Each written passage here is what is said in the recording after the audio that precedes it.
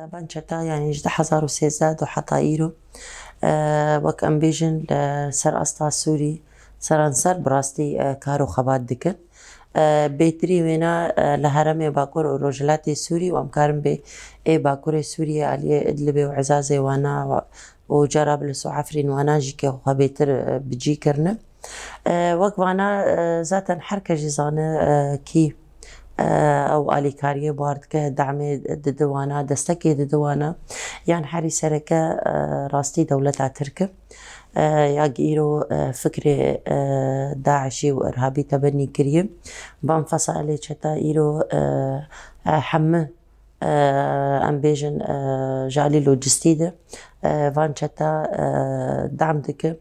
و هەر تشتی جوانارە بەکاردینە و یادژی کێ وەک سینۆرێ دەوڵەتا ترک هەر و هەر ژوار بەکریە چەتێ دەرباسی وردبە بڕاستی دەریێ دەوڵەتا ترکرە دەرباسی هەرەمێ مەژی دبن ینی تەفدمیژ هەمە دەوڵەتان نەش بەس ئەم بێژنج دەوڵەتێ دەردۆر حتا دەوڵەتی ئەوروپی کەسێک ئیرۆ دناو ئەم بێژن دناو داعشێ دجێ خۆگرتیە هەر کەسێ دریا دەریێ دەوڵەتا ترکرە دەرباز دەبن و ئەم تەف زاننجی کە چاوە هەرەما باکوور و ڕۆژهەڵاتی سووری هەموو ئالیان دۆرپێچکەریەژی کە چەندێ ساڵە تشتێک دەرباس نابێ لێ مخابن دەریێ دەوڵەتا ترک هەر و هەر بەکری و چی تشتێک خەراب ژیژە ئالیە وانارە دەرباس دەبن وەک داعشێ ئەم تەف دەزانن 2019 وەک تەنەبوونا وانە لە باغۆسێ هاتکردن تنەبوون لێ وەک ئەم ئیرۆ دبینن بڕاستی ژالیە فکریدە ئیدیۆلۆجیدە ئەو قاسێ ساڵان 2013 حتا ڕۆژا ئیرۆ وخاستان ئەم بێژن لەگەلێک هەرەمێن باکوور و ڕۆژهەڵاتی سووری بساڵا دووماندن لەوەی دەرکێ ئەم بێژن وەک ئالیێ ڕەقایێ ئالیێ دێرێ گەلێک هەرەمێندن تەبقاوانە بساڵان جێخوا لەوەی دەرکێ گرتبوون و بتایبەت ئەم بێژن هەرەمێ ڕەقایێ ئیرۆ ببوو ئەم بێژن وەک عاسیما داعشێ فبڕاستی پشتی تنەکردنا وانە ئەم بێژن ژالیە لەشکەریدە لێ حتا ئاناژی ئیرۆ وەک فکری داعش ئیدیۆلۆجیا داعش دناب هەرەمان مایە هەموو هەم ئەم دبینن بویەرن دەرباز دەبن هین دخوازن وەک داعشێ خۆزندی بکە دوان هەرەمادە ئەم دبینن گەلک چالاکیاژی پێکتینن ئەم برۆژانە دبینن و وەک هەر کەسژی تەماشەت کە و دشۆپینە چ بویەرن هەم لە هەمە هەرەمان چێ دەبێ ئەم دەبینن داویاوینا گرێدایی داعشێنە یا دنجی ئەم ببینن یا هەری سەرەکەژی پشتی تەنەکردنا داعش دبا غۆزێدە زێدی 7,000 کەس ژن زارۆک ئەم بێژن حتا زلام ژید ناوەندە ئیرۆ لە کەمپا هۆلێ هاتن بجیکردن بڕاستی هێژمارێک پڕ مەزنە ئەم دبینن هەر و هەر ئەو بوویە وەک ئەم بێژن بۆ عراکەیە گوێ ئیدیۆلۆجیا خۆ و فکرێ خوا هەرجارێ بەلاتکەن و باندۆرا واناژی لە جڤاتا مە تێکردن دەوڵەتا ترک هەری سەرەکە ئاگ ئیرۆ ئالیکاریە بڤان چەتار دکە ئەم دبینن چ جارە گدەنگێک ژە عاسیما ترکیە دەردەکەوە ئەم سەر و کۆماری دەوڵەتا ترکە ئەم دبینن چ ئاخافتن بن چ ئەم داخوایانیە وابن چ حازرکردنێ وانابێن ئەم دبینن ئەو قاس تەفگەر لە هەندەرێ کامپیا چێ دەبن هەم عسیانی وانا چێ دبن هەم پشگیریا حملاتی دەوڵەتا ترک دکن یعنی على قدرن و على ئاگاهدارنجی کە ژوان تشتا ئەفتێ واتا وێنا ئەنۆ تێکلی هەنە تێکلینن خورجی کێ هەنە ئەم دبینن چ قەیسێ حتا ئەنە ڕاستەوە کەمپا هۆلێ هەمە پێکهاتە بەلکی ئەم بێژن نەتەو ژ دەوڵەتێن ژ دەرڤە دەوڵەتێ غەربێ دەوڵەتێ عەرەبی ji hemû dewletan cihê xwe di wê kampê de digirin bi rastî wek jin û zarok hemû dewleta em karin bêjin li wê derkê hene fe her û her em dibînin ew jî bi dewleta Tirk ve alîkar dibin belkî yek ji wan bûyerê tê bîra me giştika bûyera di hundirê zindana Xwêran ya hesekê çêbû çawa piştgirî hebû çawa em bêjin agahî hebûn çawa hazirkirin hebû وقشتك أم تفدزانن تندري وي زنداني جي چتي داعشي بون چاوا جكامبا هولي بجگريا وانا كرن چاوا آلي كاري بون دولتا ترك دیسا وەک کەسێک شەوپاندن کەسێک کاری لێکۆلینێ دەکەن چاوەک ئەف کەسانە ئێگەش دەروی زندانێ بە وانچە تارالی کار بوون هەمە دڕیا ئەم بێژن دەریە سەرێکانیێ و گرێ سپی وانار دەولەتا ترکە و دەرباسکردبوونش بۆ گوایە بویێرێ پێک بینن عرابیا گەشت دەستێ داعش گیا هەرەمێمە ئەو قاسا هەرەمێمە هاتن داگرکردن جالیێ وانادە براستي حمب الكاريا دولتها ترك ومعنا يعني ام دبيرن شوا دولتها ترك حتى بقى خلوان نهر ما هلدي شوا باراستنا واتك او قاس قيادي اي داعش يبون يرد وهر ما دبون وك تحالفي براستي وياجي يعني امبيشن او قرتن يا او اغتيال كرن لي وكيرو ام داعش دبينن نبس الهرمي ما تنيجي كي خو جيان دكن يا في فكري خو بلد كن انشالك يا بجيتينن ام دبينن حتى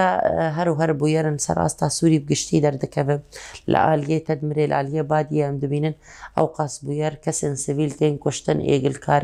كاري خونا خباتي خونا ايقل سر عبدي خونا بروجي خونا هر ام دبينن بوير گچند کسی سیویلتین کشتن سر دسته وانچتا و وک اوایاجی سر راگهاندنا خو سلمال پاره خو دن خویانی انه اف چالاکی گریدای وانانه زیدتی ور بس خطریا داعش ام دبينن راستي نبس سر استا باكرو روشلات يا ام بيشن سر استا سورية او دا ام بيشن هرمين در دوره لحتى سر استا جهاني بوگشتيه يعني قالك بوير هاتنا كرن بنافي داعش يك جوان بويرا ايج لموسكو هاتبو كرن بري دمكي او قاسكس جيانا خوش دست هبون حتى ام ببينن بويرن هبون ايج داعش 10,000 و 4 لسر اهل شنغالي كربو تجاوز جني شنغالي كربو ايرو قاولو ام بيجن لبازارا فروتبون يك جوان بويري داوي جنك يزيدي اي شنغالي حتى دالية غزات جي دركت ووك مادي تفايجي ابويارا وقت هيزن اسرائيلي چاوا افجن ريزگار كربون جوا كسا فافتي يعني في بويري چاوا تينن زمان انه حتى داعش جهابو اندري فلسطيني اندري غزة وناجي حتى ويدر كيجي خو جيابو يو حتى ورجي كي تجاوزا جنا فروتنا جنا جيابو وان هرمي هانيج بونا ويكي خطريا داعش نبس كريداي هرمي مي لمخابن حتى ايروجي بدنجيا دولتي نبنا تويها سازيه ما في مروفا سازيه جنا حمري خستني جنان ايرو حمو بدنجن لبربا تجاوزيك داعش وحتى ايروجي ام تبدا زانن داعش لهرمي داقر كري جسري كان دست بيبك جريس بي عفرين وعزاز وجرابلس وحتى ادلبي اوقص تجاوز وزيدتر ام بيجن لسر جناي لسر زاروكاي هم وان تجاوز دكن هم وانا ام بيجن دزندانا واعتقال دكن او اوقص تجاوزات در حقي وانا دكن كشتنا وانا تمثيلا ام بيجن بلاشي وانا تيكرن يعني هر تشتي حتى أنا داعش بكارتي نبراستي وحتى إيري شيواناني السر أم بيجن سر خوزاية أم تبدأ دوينن شقيسي خرابيش بو سر بي خوزاية كريه داري عفرين جريس بي سريكانية حمد شتي وانا شاوا تالان كرن ويران كرن أوقاس دار أم بيجن لعفريني لجرابلسي العزازة لحمد دارا شاوا حملاك واناي ام بيجن بريخصن كري بتنظيم كرن شاوا وقص مثلا فيجياني تالان دكن وويران دكن ام وقت بينن ذاتا حتى بجهة شهرستانية جئيرو اف هرمانا تير درباس بونم ام بيجن جهة اسري مواقع اسري شاوا دولتها داعش هر دست آويتي وانا جيكي او جيكي اوقاس خرابي دوانات كريه هر خستي داعش دفي آلية ده جئيرو ديروكا وهرما بشيره ديروكا وهرما تالام بك ديروكا وهرما تنبك جبوناك وقت ام تبدي جدوينن قارب دريا تالان كرنا فان جهة اسري جئيرو تغيير ديموغرافي شيك جبر ام تفض زانن حتى انا وقت افهرميك معانين زمان خدي جهة في عبدنا خدي في خاكينا خدي في ولعطينا دیرۆکک وانا هەیە هەر تشتێ وانا هەیە گە ئیرۆ تێ تەسبیت کردن گە ئیرۆ خودی جهێبێ عردێنە ji bo navê yekê dewleta Tirk zêdetir êrî şêwana ji xwe zaten bi destê çetê gîrobar alîkar e ge her wer dixwaze wan cîhan xera bike û veşêre ji ber çavê dinyayê û zêdetir em ana dibînin kesê Efrîn kesê serêkaniyê girê spî heme herêmê dagirkirî gi çawa bi rojane em bûyera dibînin çawa wan tecawuz dikin çawa wek kesa ji malê wa derdixin çawa wana ixtîtaf dikin wek em bêjin dawa pera muqabilî berdana wa dikin ya geleka ji wana dibin jî kê wana binçav dikin dibin cihên gi kes nizan bi îro li ku ye her û her dext û zehmetiyê li gelê li wê derkê mayî li ser xaka xwe maye dixwaze gihîncî kê bêtir wa heremabala bikиш kesê wêne wan wektev de jî dibînin bi alîkariya dewleta Tirk û hemû dewletê pêr alîkar em karin bêjin wek Qeterê bi çi saziyên girêdayî Felestînê bin girêdayî Kuwêt bin gi îro wan qas mistewtenata li wê derkê ava dikin ji bo nekek teغîrekî demografî li wan herema çêkin piştî ge ew heremana ji kesê wêne hatî valakirin her û her dibin navê parastina sînorê xwe dewleta Tirk di rêya çetê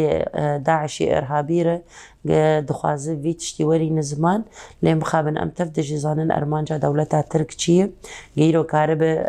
vê xeta sînor û bi taybet heremên Kurda dixwaze vala bike dixwaze îro bi navê eno ez dixwazim alîkariya benaberê Sûrî bikim ez wana vegerînim welatê wana wê wana bînin wê derkê bi cih bike lê mixabin gavek dewleta Tirk îro rastîk wêne heva ji bo vê aliyê de bi taybet ji bo vê xala karibe îro bi benaberê Sûriyê li dewleta Tirk alîkar be karî bû di rêya têkiliyan re di rêya îtîfaqiyata re bi rejîma Sûrî re dikaribe va benabera re alîkar be zaten ew benaberê Sûrî jî kê êk hejmarek pir li dewleta Tirk e her kes zanî bêşkîjan herêmê çûne li dewleta Tirk bi cî bûne mixabin xwedî erdin ew jî xwedî xakin û malin xwediyê vî welatê de lê cihê wana em bêjin nelvan herêmê hatine dagirkirin dewleta Tirk karî îro di rêya em bêjin saziyên navnetewî di ê hiqûqnas de bi rêya alîkariya Tehaluf Duwelî re û çi rêxistinê ji bona benabera kar û xebatê dikin kare di rêya wana re îro van benabera vegerînecê xwe bêyî estengiya bikişînin ji aliyê rejîma Sûrî zaten ji xwe ermancê dewleta Tirk ji van bûyeran û êrîşan gelekin û bi taybet heremên Rojavayê Kurdistanê em bînin wek serêkaniyê girê spî Efrînê wek dewleta Tirk ew qas çete li cem xwe kom kiribûn îro dixwaze wa qas çete çi çete bin çi malbatê wana bi îro wana bi cî bikim dixwaze di heremên Rojavayê Kurdistanê de îro wana bi cî bike li van heremê gima anîn ziman û di rêya wêne re dixwaze wek kembera reş were ava kirin hem ermanca wênî sêreke îro em bêjin wek PKK'yê Kurd nebike îro karibe wek kemberkê di navbera her du perçê em bêjin heremê Kurda de hem li aliyê Sûrî am li aliyê dewleta Tirk îro kemberkê di nav wana de ava bike ji bo dîroka Kurda û dîroka ve heremê zaten bi dawî bike ji bona îro karibe em bînin ziman wek dewleta Tirk di demekê em bêjin îstîratîcî de ew demekî din de karibe wê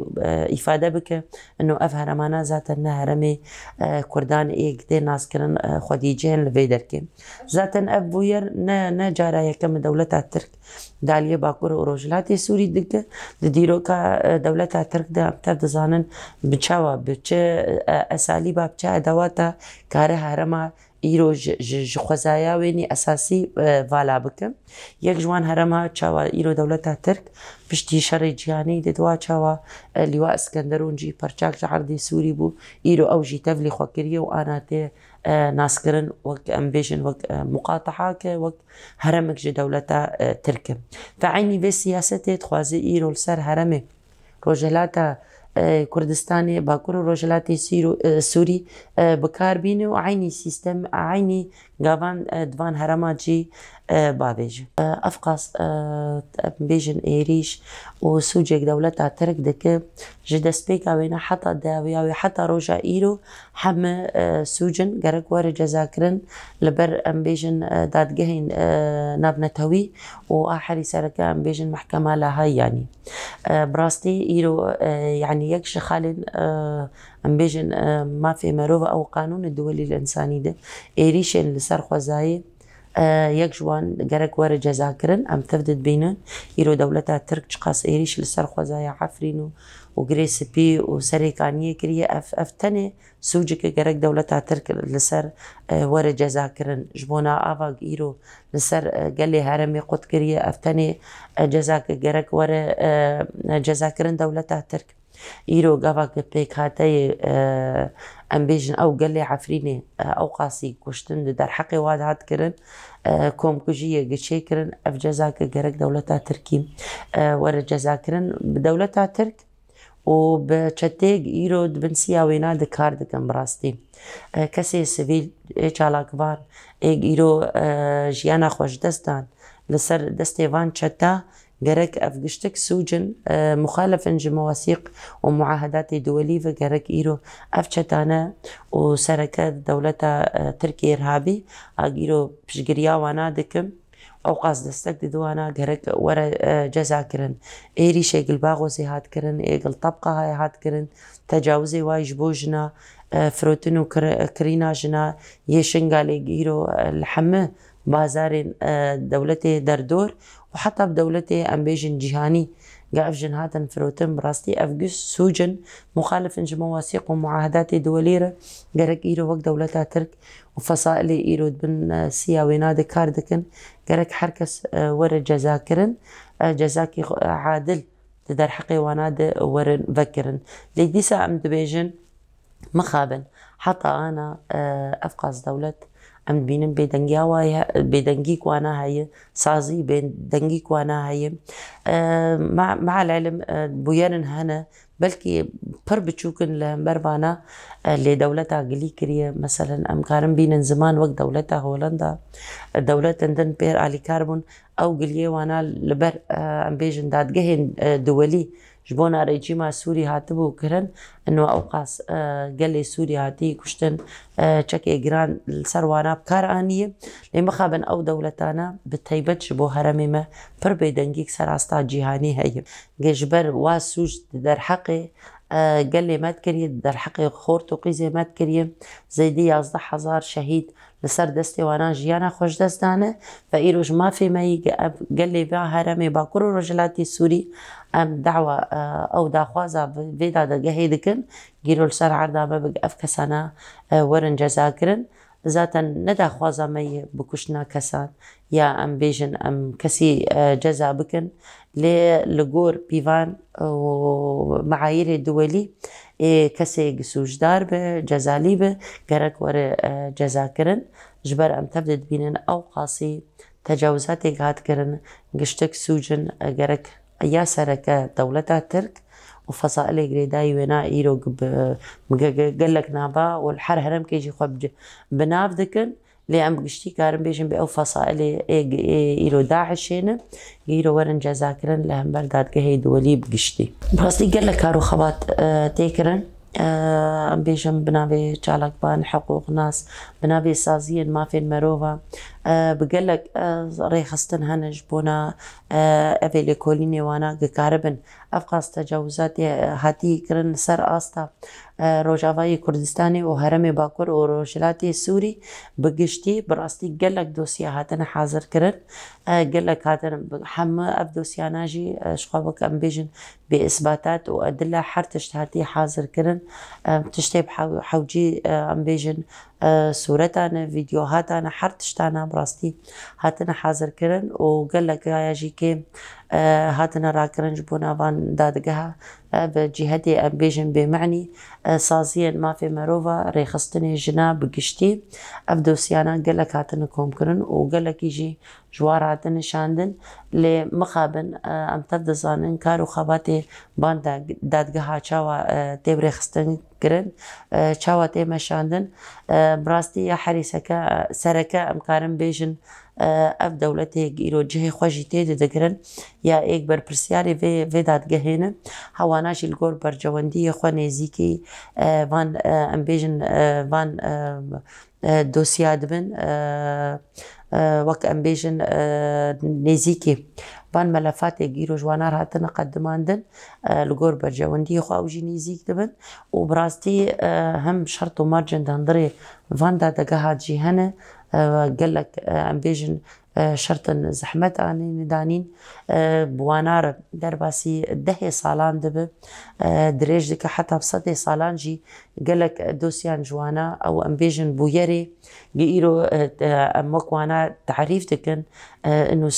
سوجي دجي ما في مروفانه لمخابن اف دادقه كارو خباتي وانا بفي شكليتي مشاندن هم دمي دريج جرتي خوستن وهم ام بيجن جي كي وقت دولتي جيرو برپرسياري وينان الگور برجواندي خو نزيكاتي جوان تشتار دبن يا دنجي وقت ام بيجن زاغون الدولي هنا ريخستنك هي تنظيمك هي جيرو اف ملفات حركة جينكا بقدمين براستي قرك جهات بتيبتها بن كسم بتيبتها بن كاربن فاد ايرو برپرسيارتيا فادو سيابكن وكاربن بكينن جيونا فبراستي قالك زحمتي هنا ناهيلن افتشتيق وك ام بيجن ساسكي حقوق ناس جالاكبان باريزر چكسي هاي يعني يروق دوسيا خو حاضر كرن قالك زحمت يد مينن حتى قد جهنن دستيوانا ذاتا يا سركة انه حتى يرو جي كيد بيجن وك اعترافك رسمي جبونا بهرمي تنية يا دنجي قالك بوير هنا قريداي قرك دولة بخوا